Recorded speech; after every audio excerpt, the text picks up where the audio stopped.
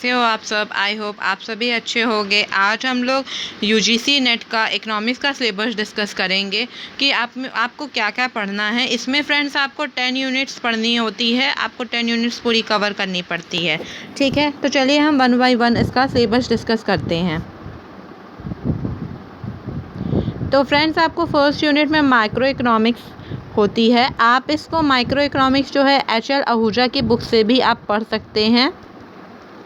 HL Ahuja की book में बहुत अच्छे से दिया गया है और साथ ही साथ आप कोटो सयानी की बुक भी आप पढ़ सकते हैं। ठीक है, तो हम इसका सिलेबस देख लेते हैं क्या क्या आपको पढ़ना है। पहला आपको थ्योरी ऑफ कंज्यूमर बिहेवियर पढ़ना है। ठीक है, फिर इसमें आपको theory of production and cost भी पढ़ना है। Decision making under uncertainty attitude toward risk भी पढ़ना है।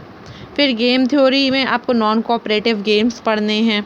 गेम थ्योरी में आपका जैसे आपको पढ़ना पड़ेगा नैश इक्विलिब्रियम, देख लीजिए क्या होता है। और फिर आप साथ ही साथ प्रिजनर डिलेमा भी देख लीजिए क्या होता है। ठीक है, फिर आप मार्केट स्ट्रक्चर्स को आपको पढ़ने हैं, competitive and non competitive equilibria and their efficiency property. फिर आपको फैक्टर प्राइसिंग भी पढ़ना है। फिर जनरल इक्विलिब्रियम एनालिसिस भी आपको कवर करना पड़ेगा। फिर एफिशिएंसी क्राइटेरिया में आपको परेटो ऑप्टिमैलिटी क्या होती है, Kaldor Hicks and wealth maximization भी आपको पढ़ना है। वेलफेयर इकोनॉमिक्स में आपको फंडामेंटल थ्योरम्स पढ़ने हैं, जैसे आपको फर्स्ट फंडामेंटल थ्योरम्स क्या होता है और सेकंड फंडामेंटल थ्योरम्स क्या होते हैं। Social welfare function, asymmetric informations, adverse selection and moral hazard, ये सब भी आपको टॉपिक कवर करने पड़ेंगे। और साथ ही साथ आप कॉब-वेब फिनोमेना भी पढ़ सकते हैं क्या होता है। ठीक है, फिर हम बात करते हैं मैक्रो इकोनॉमिक्स में आपको क्या क्या पढ़ना है, जो कि सेकेंड यूनिट है। इसको भी आप फ्रेंड HL आहूजा की बुक से पढ़ सकते हैं, बहुत बेस्ट बुक है, उससे भी आप इसको कवर कर सकते हैं। नेशनल इनकम के कंसेप्ट एंड मेजरमेंट क्या होते हैं, लाइक GDP क्या होता है, GDP कैसे कैलकुलेट करते हैं, GNP कैसे कैलकुलेट करते हैं। फिर determination of output and employment में क्लासिकल एंड केशियन अप्रोच आपको ज़रूर पढ़ना है। इसमें आपको रैशनल एक्सपेक्टेशंस क्या होती हैं और एडाप्टिव क्या होती है, ये भी आपको कवर करना है। फिर कंजम्पशन फंक्शन में आपको 4 कंजम्पशन फंक्शंस पढ़ने हैं। परमानेंट इनकम हाइपोथेसिस 4 पढ़ने हैं। पहले परमानेंट इनकम हाइपोथेसिस आपको क्या होता है, रिलेटिव क्या होता है, और फिर एब्सोल्यूट इनकम हाइपोथेसिस क्या होते हैं। ये सारे आपको हाइपोथेसिस कवर करके जाने हैं। लाइफ साइकिल हाइपोथेसिस क्या होता है, इसके फ्रेंड आपको क्रोनोलॉजी पूछी जाती है, तो ये भी आपको कवर करके साथ ही साथ जाने हैं। फिर आपको इन्वेस्टमेंट फंक्शंस क्या होते हैं, मल्टीप्लायर एसिलेटर के फॉर्मूला आपको कवर कर लीजिए। फिर डिमांड फॉर मनी में आप कीन्स की कवर कर लीजिए। पोस्ट कीन्स भी आपको कवर करनी है, बॉमल का क्या है। फिर आपको टॉबिन्स भी करना है। ठीक है, अरे यार,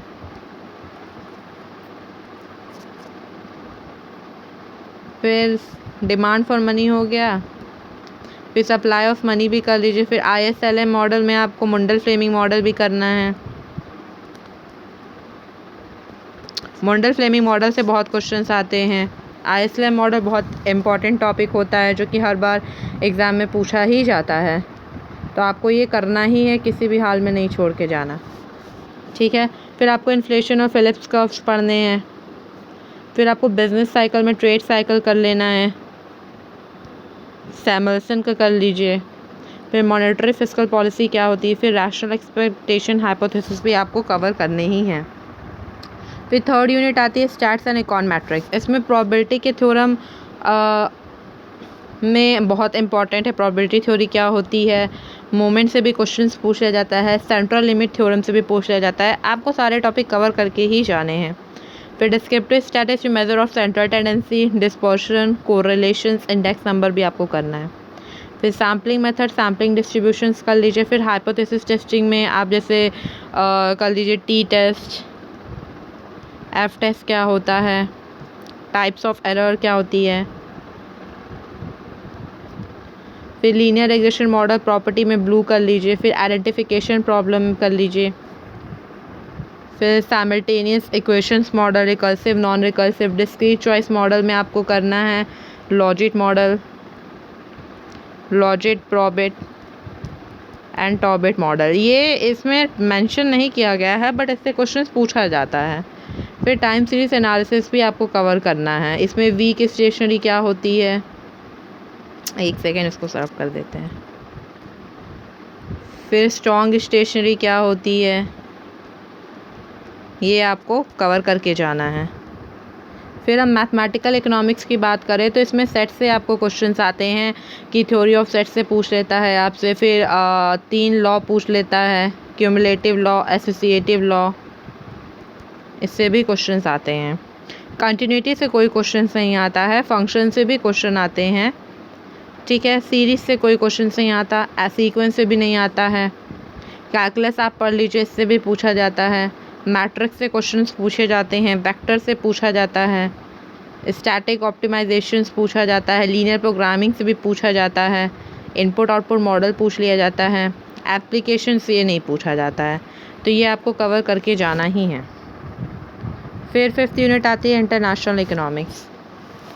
इंटरनेशनल इकोनॉमिक्स में आपको थ्योरीज ऑफ इंटरनेशनल ट्रेड से पूछा जाता है क्या होता है। फिर आपसे पूछा जाएगा बैलेंस ऑफ पेमेंट में कंपोजिशंस, इक्विलिब्रियम, डिसइक्विलिब्रियम, एडजस्टमेंट पूछ लिया।